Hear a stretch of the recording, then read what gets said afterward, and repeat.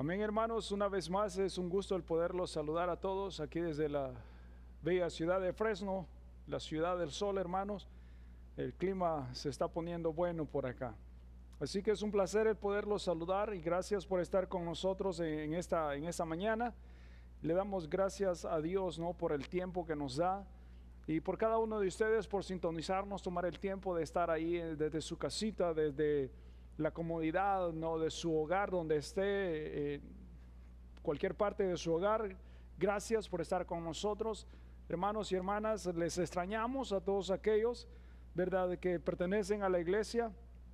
Ya tenemos un buen tiempo de no verlos, así que un caluroso y cordial saludo en el nombre de Cristo Jesús, y Dios los bendiga grandemente y los mantenga sanos.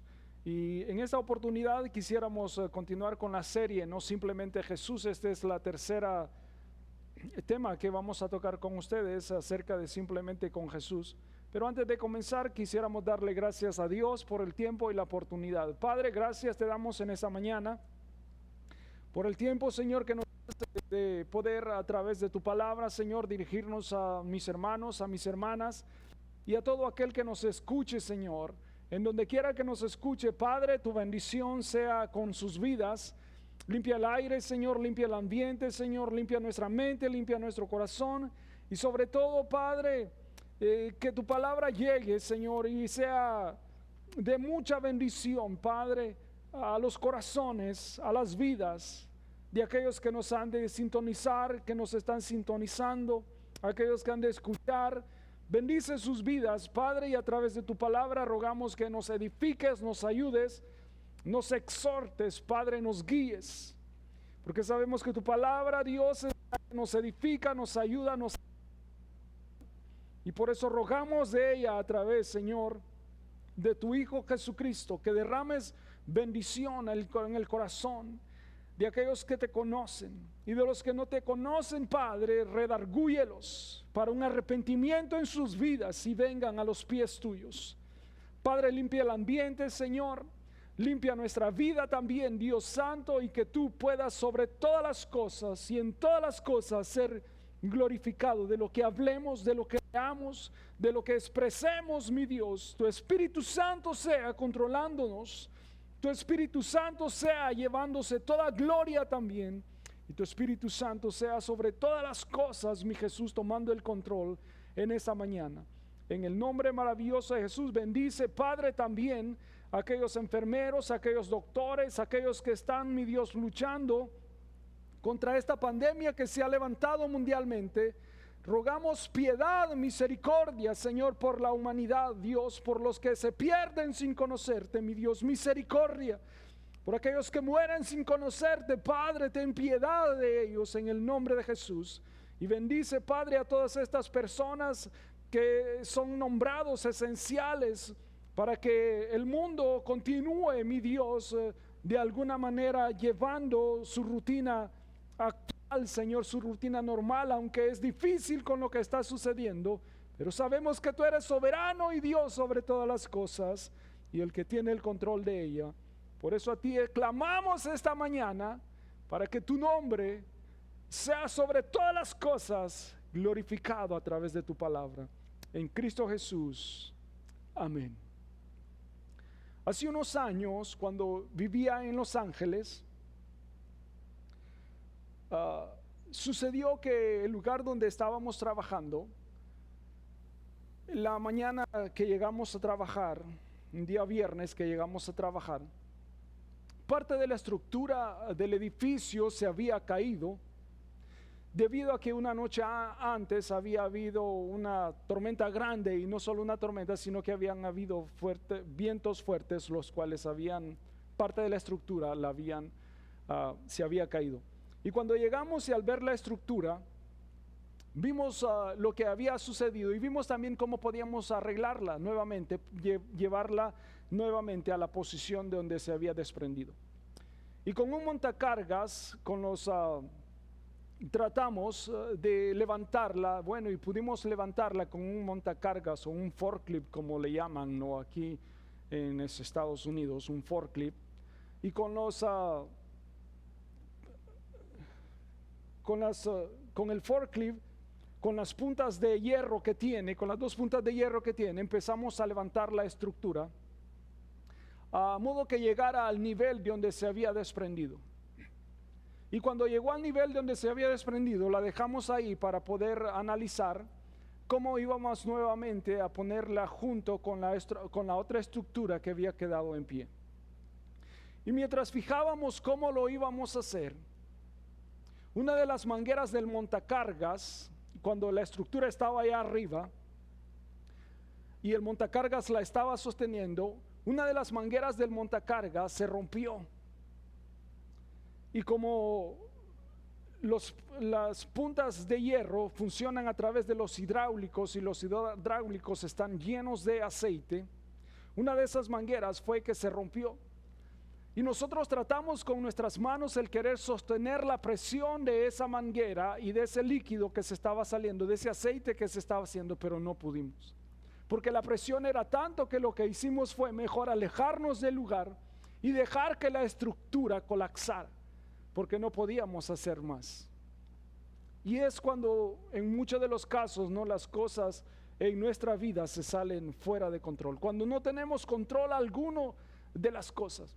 Y hay cosas así similares en nuestras vidas a veces en las cuales nosotros no podemos ni tenemos el control de ellas. Pero hay cosas en las cuales sí nosotros podemos controlar y tenemos el control de ellas. Y no solo el control, sino la capacidad también de poder hacerlo mejor. Y eso es lo que nos sucedió en ese entonces. Con esa experiencia, imagínense, como dicen, no se nos salió se nos escapó de las manos. Creíamos que lo teníamos todo en control, pero cuando esto pasó, prácticamente, verdad, se nos escapó de las manos.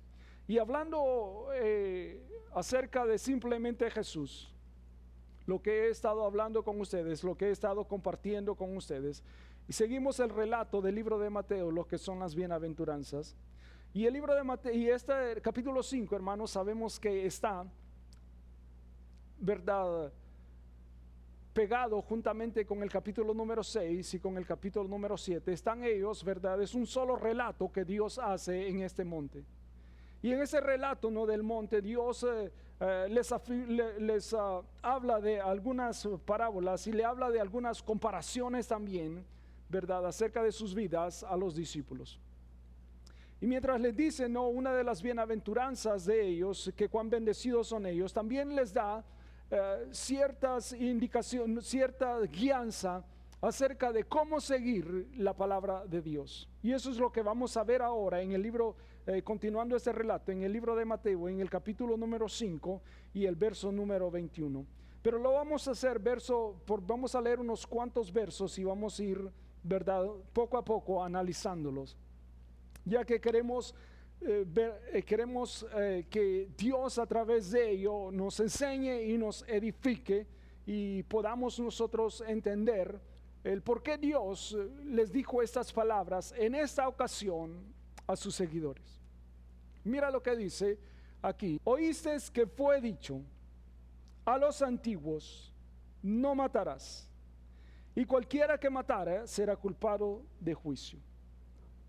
Cuando Dios empieza a hablarles aquí y les empieza recordando, ¿verdad?, lo que en la antigüedad fue dado, lo que fue dado a Moisés. Por eso le dice, oísteis que fue dicho, hablando, ¿verdad?, recordando acerca de las leyes las cuales le habían sido dado a Moisés allá en el libro de Éxodo, en el capítulo 20, número 20. Y les empieza a decir, oísteis que fue dicho a los antiguos. Estas palabras mismas se les fueron dicho a ellos. No matarás, y cualquiera que matare será culpado de juicio. Pero en el versículo número 22, Dios les empieza a decir el propósito de esto. Y mira lo que dice: pero yo os digo, dice en el verso número 22, cualquiera que se enoja contra su hermano será culpado de juicio. Aquí Dios, Cristo Jesús hablando, dice, pero yo os digo, haciéndose superior a Moisés, haciéndose superior a los profetas, Él se menciona como el único dador de la palabra, como les decía hace 2 semanas, como el legislador, como el que hizo la palabra, Pero no solo como el que la hizo, sino que como también el que la pone en práctica.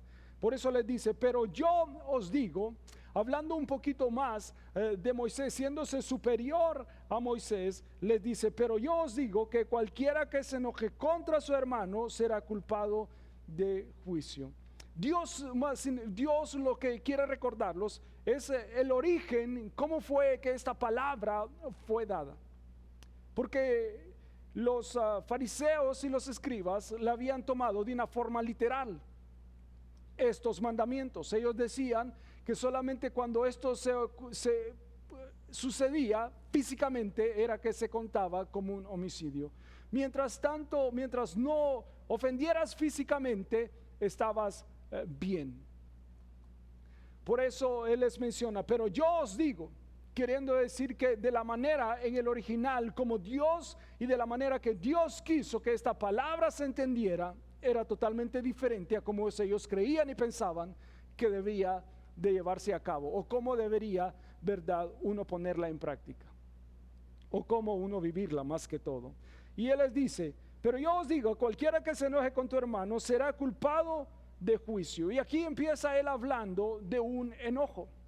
Y sabemos que cuando alguien, verdad, se enoja, uno hace y dice cosas que no debe. Y muchas de las veces no se sale del control. Las palabras de uno se salen del control de uno.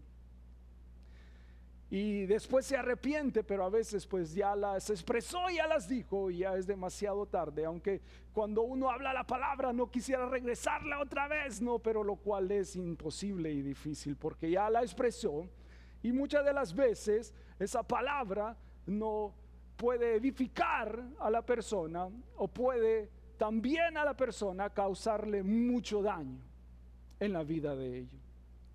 Santiago, en el libro de Santiago, en el capítulo 1, verso 19, la Biblia dice, por esto, mis amados hermanos, todo hombre sea pronto para oír, tardo para hablar, tardo para airarse, porque la ira del hombre no obra la justicia de Dios. Cuando Santiago habla esto, habla de que cuando el enojo, nosotros le damos tanta cabida al enojo que se convierte en una ira. En la ira prácticamente nos descontrolamos. Y lo que quiero decir es que cuando nos descontrolamos es que empezamos a pensar y no solo a pensar y a sentir, pero no solamente a sentir, sino que lo que estamos pensando lo decimos y lo que estamos sintiendo lo hacemos. Y es cuando las cosas se salen del control. Aunque el Espíritu Santo de Dios pueda estar en nosotros, pero más sin embargo se queda quieto en ese momento y nos deja nuestras propias despensas porque hemos dado tanto cabida al enojo que se ha convertido en una ira, lo cual se ha llegado a posesionar tanto de nuestra vida que es la que nos controla y no solo nos controla, sino que hasta nos manipula.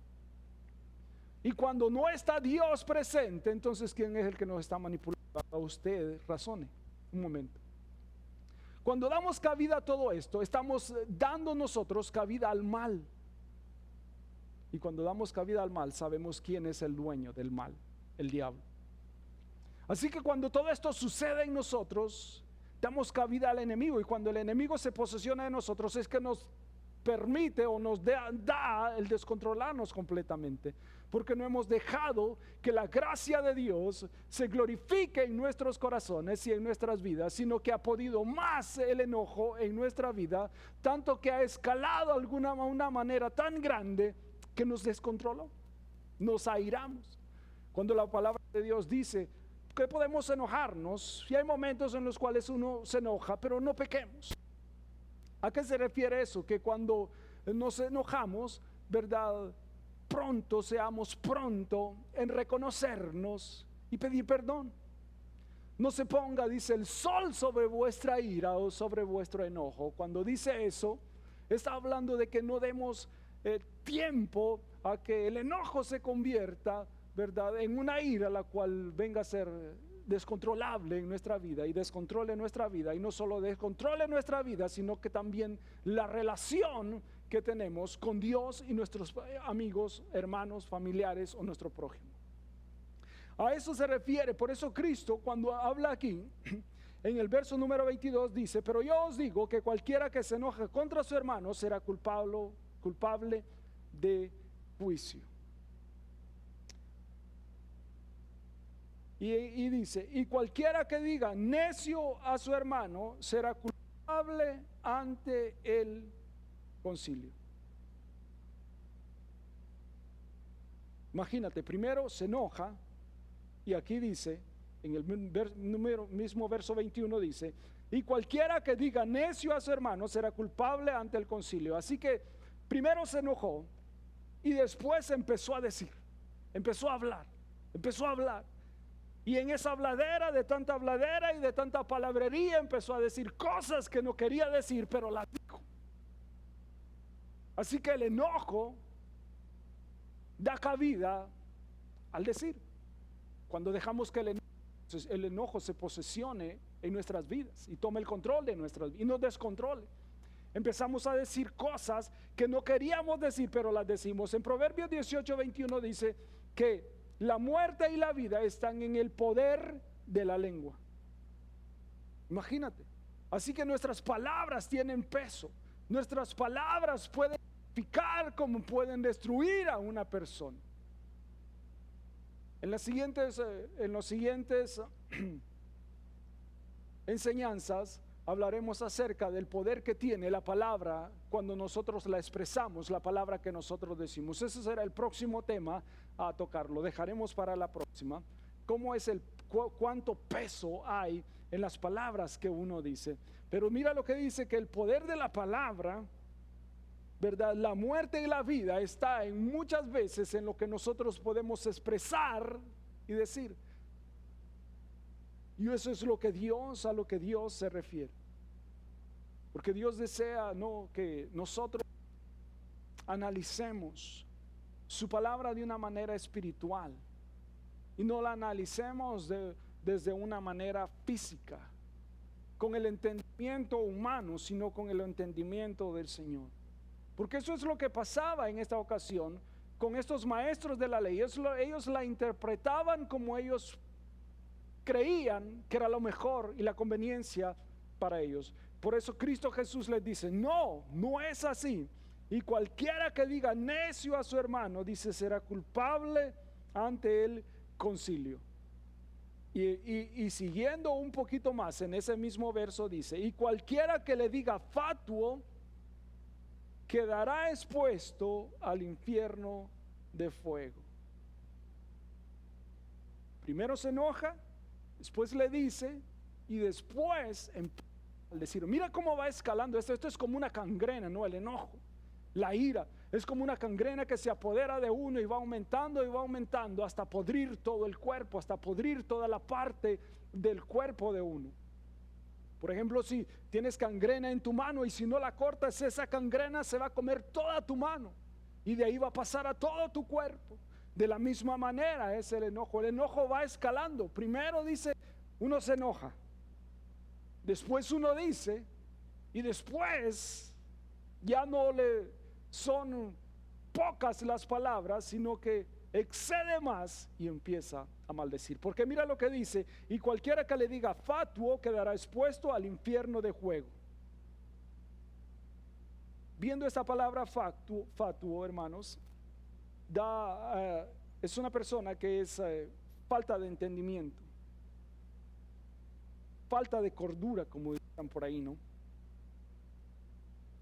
Y en el idioma actual de nosotros, si nosotros lo pusiéramos, ¿no?, como nosotros hablamos ahora, es una persona cabeza dura, es un cabezón que no entiende.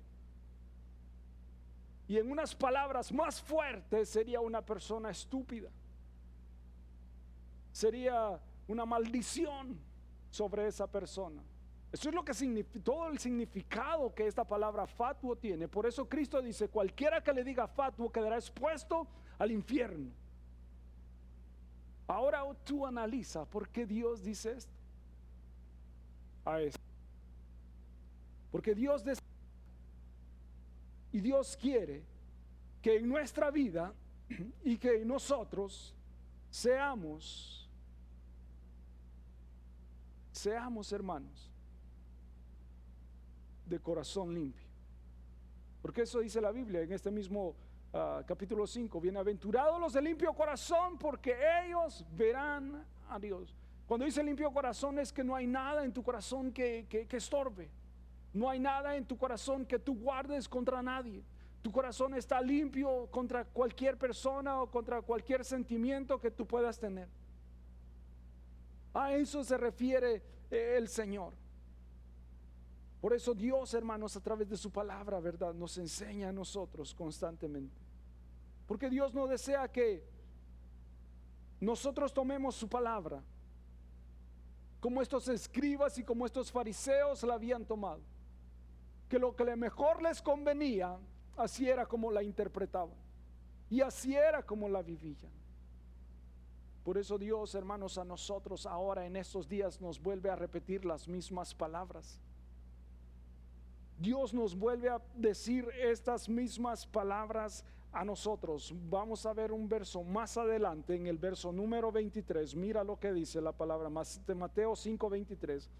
Dios, hermanos, desea llegar al corazón de cada uno de nosotros y de que nosotros de nuestro corazón entendamos el propósito de su palabra de Él. ¿Por qué? Porque en el corazón, dice, es donde emana la vida. Proverbios 4:23, del corazón es donde emana la vida. Y Cristo hablando, ¿no?, en el libro de Mateo también más adelante, en unos capítulos más adelante, dice que del corazón es donde emanan, dice, las envidias, donde emanan las fornicaciones, los malos pensamientos y todas las cosas malas también, dice, emanan del corazón. Por eso Dios desea que nosotros sobre todo guardemos nuestro corazón ante Él. Una vez más, Mateo en el capítulo 5, hablando de las bienaventuranzas, dice, bienaventurados los de limpio corazón, porque ellos verán a Dios. Pero más sin embargo, en el capítulo número 23, Cristo mira lo que dice acerca de esto.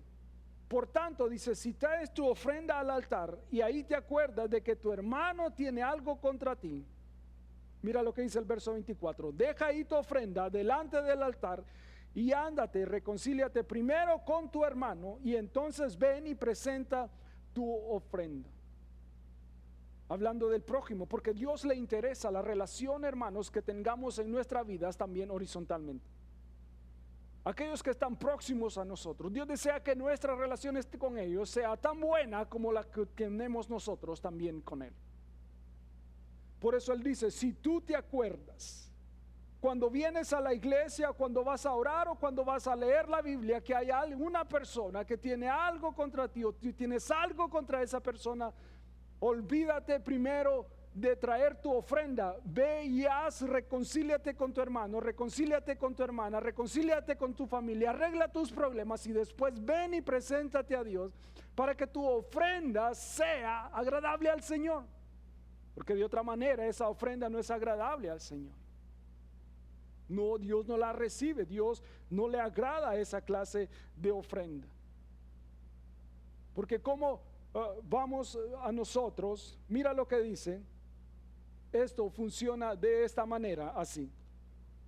Nuestra relación con Dios es vertical. Y la relación que tenemos nosotros con nuestras familias, amigos y vecinos es una relación horizontal. Pero si alguna de estas relaciones, ya sea con nuestra familia, nosotros tenemos situaciones difíciles, hay ira, hay enojo, hay envidias, o sea lo que sea, esa relación de alguna manera está rota. Y si esa relación está rota, entonces tu comunión, oye bien, tu comunión está interrumpida y no puede pasar hacia la presencia de Dios. Porque Dios quiere que primero esa relación sea restaurada para que puedas tener libre acceso al Señor. Y luego vamos más allá, vamos con los vecinos y amigos. Si con tus amigos tú hay algún problema, alguna situación, o con tus vecinos tienes alguna dificultad, Dios desea que nosotros nos arreglemos primero con ellos para que después vayamos con Él. Porque si no, nuestra relación está interrumpida. No podemos tener acceso al cielo cuando nuestra relación está interrumpida, ya sea por nuestros vecinos, nuestros amigos o por nuestros familiares. La relación con Dios, eso así, una vez más, horizontal. Pero si nuestra relación, ¿verdad? Así, horizontal, está interrumpida, nuestra relación vertical también está interrumpida. Por eso Dios dice, deja ahí tu ofrenda y ve y arréglate con tu hermano primero antes de venir a mí. ¿Por qué razón dice eso el Señor? Porque Dios desea que primero nosotros estemos bien con todos aquellos que están a nuestro alrededor antes de venir con Él. Porque hay gente también así, que vive una apariencia, de que dice, no, yo leo la Biblia, yo oro, pero más sin embargo tienen odio, rencor contra su prójimo, contra su amigo. Entonces, ¿qué está pasando? Tu relación está interrumpida y no hay una relación vertical con Dios. También está interrumpida. Porque mira lo que dice la palabra de Dios en 1 Juan 4:11. Amados, si Dios nos ha amado, debemos también nosotros amarnos unos a otros. Ninguno vio jamás a Dios. Si nos amamos unos a otros, Dios está en nosotros y su amor es perfecto en nosotros. 1 Juan 4:19 dice, nosotros le amamos a Él porque Él nos amó primero. Y este verso es el más importante, bueno, aunque todo es importante. 1 Juan 4:20, mira lo que dice. Si alguno dice, yo amo a Dios y aborrece a su hermano, es mentiroso. Oye lo que dice. Si alguno dice, yo amo a Dios y aborrece a su hermano, es mentiroso. Porque el que no ama a su hermano, al cual ha visto, ¿cómo puede amar a Dios a quien no ha visto? Y mira cómo Dios dice que esa clase de persona, esa persona es un mentiroso. Así que no pretendas estar bien con Dios cuando tu relación está rota en alguna de estos medios. No importa que cuánto estés orando, cuánto estés leyendo, no importa, tu relación está interrumpida y tú eres un mentiroso, dice la Biblia.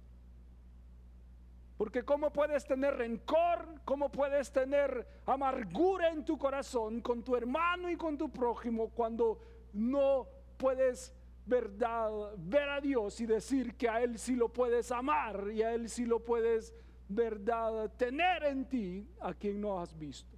¿Cómo puede ser? Dice Dios. Si a mí que no me ves, ¿cómo me vas a amar? Y al que estás viendo no lo puedes amar. ¿Cómo puede ser eso? Es imposible. Por eso Dios dice en su palabra, ese tal es un mentiroso.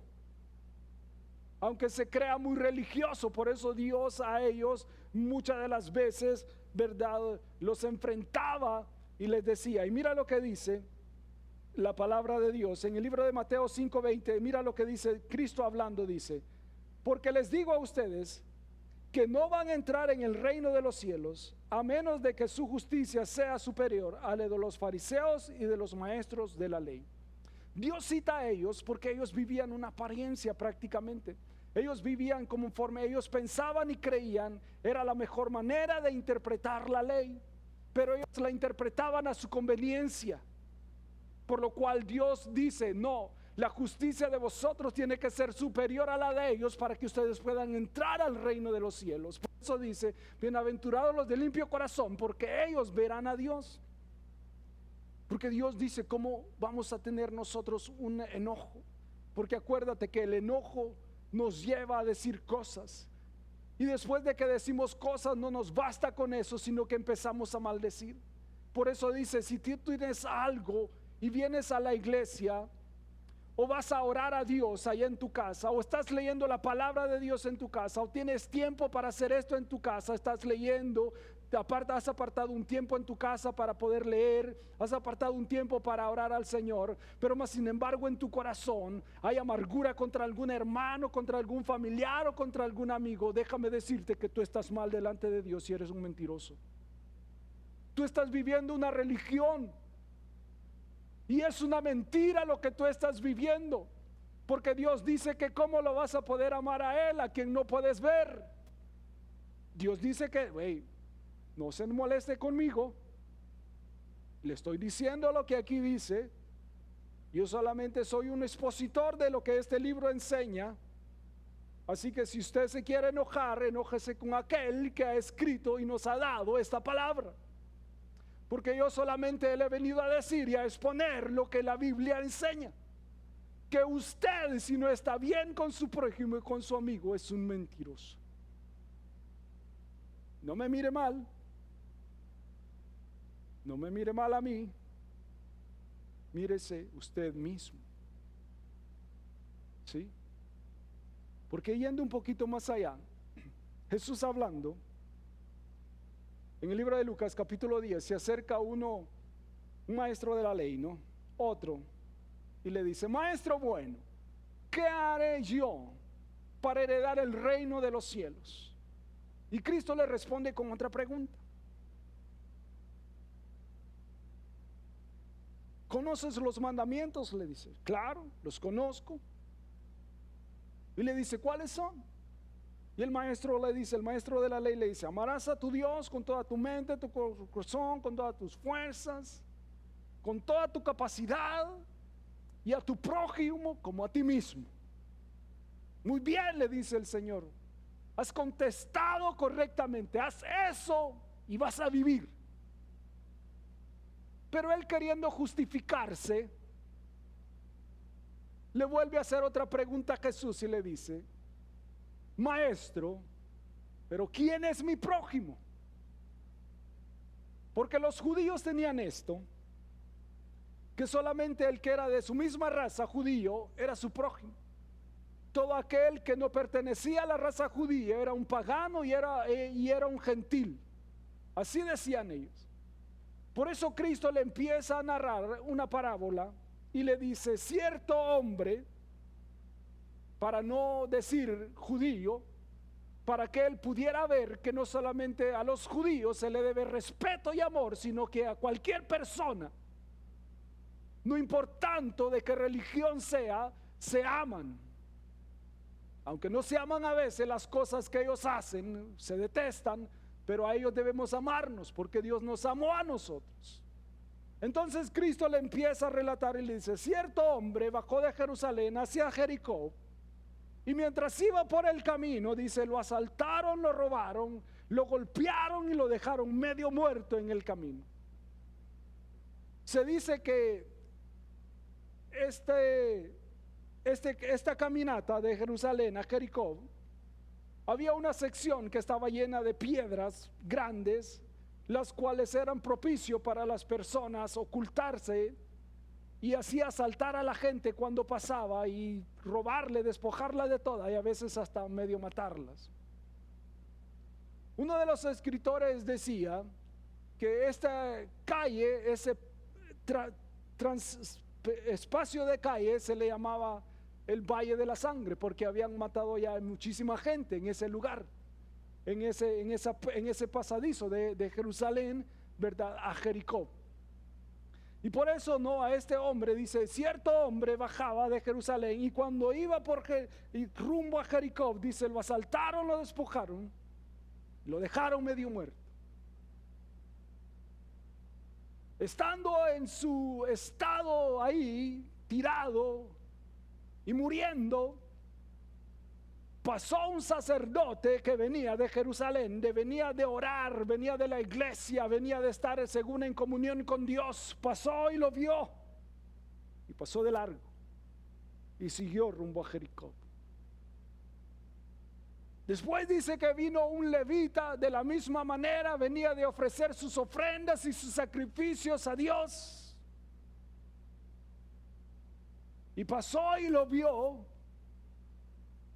Y se hizo el ciego y el sordo al ver, y me imagino que este hombre se quejaba al estar ahí, pero se hizo el que no lo vio y el que no lo vio, y este levita pasó de lejos. Mas sin embargo, dice Cristo, hubo un tercer hombre, un samaritano. Y le menciona, fíjense que Dios le menciona al samaritano y a estos dos hombres anteriores por razones también. Le menciona al samaritano porque los judíos odiaban a los samaritanos, los odiaban, no los querían.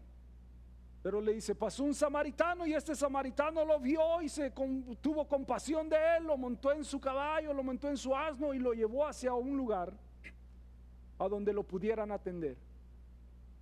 Y al dueño del lugar donde lo llevó le dijo: todo lo que él necesita dárselo, yo te lo pagaré cuando yo vuelva.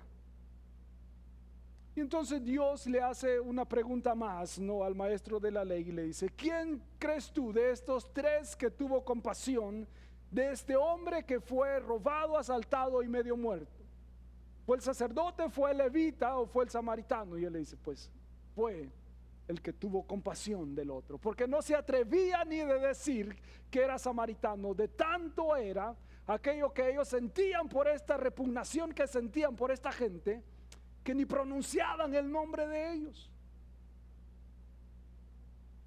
Pero mira cómo Dios es, que primeramente menciona a dos personas religiosas. Y eso es lo que a veces hace la religión, nos encega. Cuando no en nuestro corazón no está limpio y puro delante de Dios, la religión nos encega, nos hace ver la realidad de lo que Dios desea que nosotros entendamos a través de su palabra. Dice que el que no ama a su hermano, a su prójimo, prójimo viene de la palabra próximo, lo cual quiere decir aquel que está más cerca de ti. Eso significa prójimo. A eso se refiere Dios cuando dice prójimo.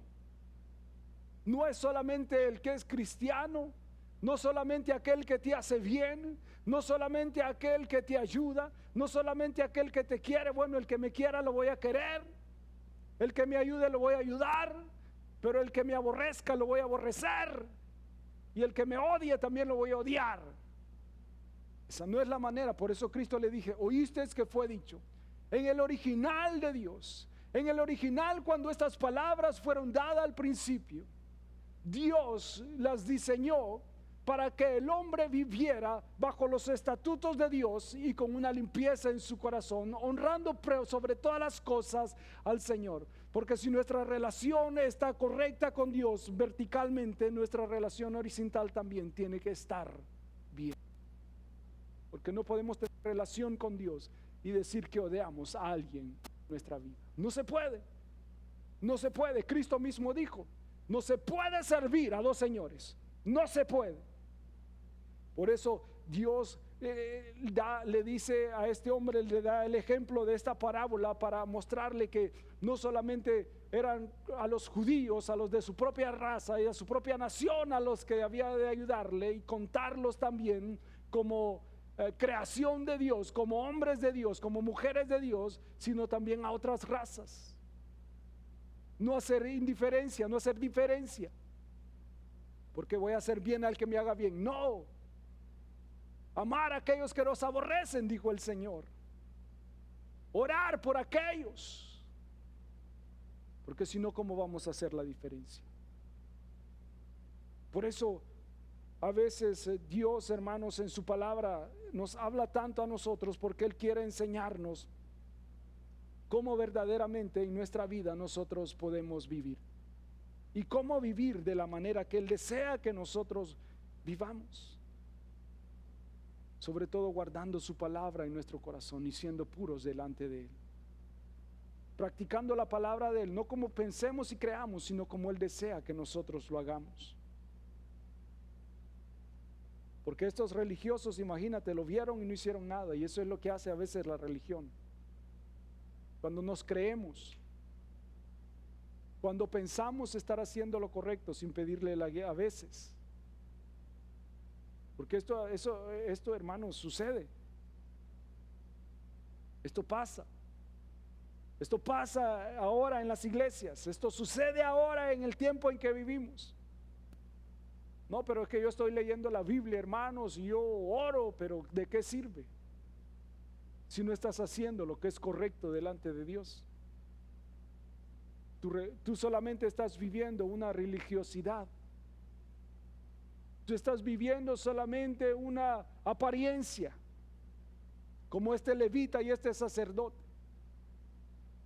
Una apariencia de religiosidad, pero seco, hueco dentro de ti, sin Dios. Por eso Dios desea que entendamos su palabra. Y mira lo que dice el verso número 25, el número 26. Ponte de acuerdo, dice, con tu adversario pronto, entre tanto que estás en el camino, no sea que el adversario te entregue al juez y el juez al alguacil y seas echado en la cárcel. De cierto te digo que no saldrás de ahí hasta que pagues el último cuadrante. Mira lo que dice, el verso 25, ponte de acuerdo con tu adversario pronto, antes de que las cosas se salgan del control, antes de que no haya arreglo alguno. Ponte de acuerdo y arregla las cosas pronto. Eso es lo que Dios dice, pronto. Escucha, pronto, hagámoslo pronto. No dejemos pasar, no dejes, dice, que el sol se ponga sobre tu enojo, no lo dejes. Atiende a la palabra de Dios. Por eso, si tú tienes algo en este día, si tú estás guardando algún rencor, alguna situación en tu corazón con alguna persona, familiar, amigo, vecino, con quien sea, deséchalo de tu vida. Ve y ponte a cuentas con Él y después ven con Dios. Arréglate primero con tu adversario, con tu amigo y vecino, familia, y después ven a Dios y ofrece tu ofrenda. Hazlo pronto. No dejes el tiempo pasar antes de que eso se convierta en un descontrol total en tu vida y ya no puedas hacer nada. Hermano, atiende. Si tienes algo, pídele perdón a Dios. Ve con tu adversario, ve con tu amigo, pídele perdón y después ven con Dios y pídele perdón también a Él. Dios es amplio y misericordioso en perdonarnos. Dios siempre está al tanto de nosotros, pero Él desea que nosotros también hagamos las cosas como su palabra nos lo enseña. Por eso nos ha dejado su palabra, para que nosotros a través de ella seamos guiados e instruidos como en este día. Por eso Dios nos dice, hagámoslo pronto. Antes dice de que nos vayan a llamar la atención de una manera distinta. Dice, no te va, antes de que te lleve al juez y el juez al alguacil y después. Así que si tú tienes algo, deséchalo. Deséchalo de tu vida, hermano. Estás enojado con alguien, pídele perdón. No importa la vergüenza que vayas a pasar, pide perdón. Si yo he ofendido a alguien, les pido perdón. Aquellos que me van a ver, si te he ofendido, hermano, hermana, perdóname. Quien quiera que vaya a ver este video, si me conoce y le he ofendido, perdóname. Te ruego en el nombre de Jesús que me perdones. Porque yo deseo, mi mayor anhelo es estar bien con Dios, tener relación con Dios. Por eso te ruego en el nombre de Jesús que me perdones. Padre, te damos gracias en esta noche, en esta mañana, por tu bendición, por tu palabra y por tu misericordia.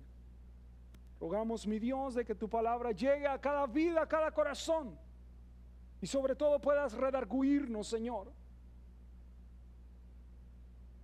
y nos ayudes a recapacitar y a entender la necesidad de estar bien con nuestro prójimo, porque estando bien con él estaremos bien contigo, Señor. Porque si nuestra relación horizontal está bien, Señor, nuestra relación vertical estará mucho mejor también, Padre. Por eso rogamos de que quites de nosotros todo estorbo de nuestra vida. Y si tenemos algo con alguien, danos, Señor, redarguye nuestro corazón y danos las fuerzas para poder ir y pedir perdón. Y aquel perdón, Señor, es un don que tú nos has dado también. Por eso te rogamos en Cristo Jesús, redarguye el corazón y guárdanos de todo pecado, de toda impureza, de todo enojo, de toda ira.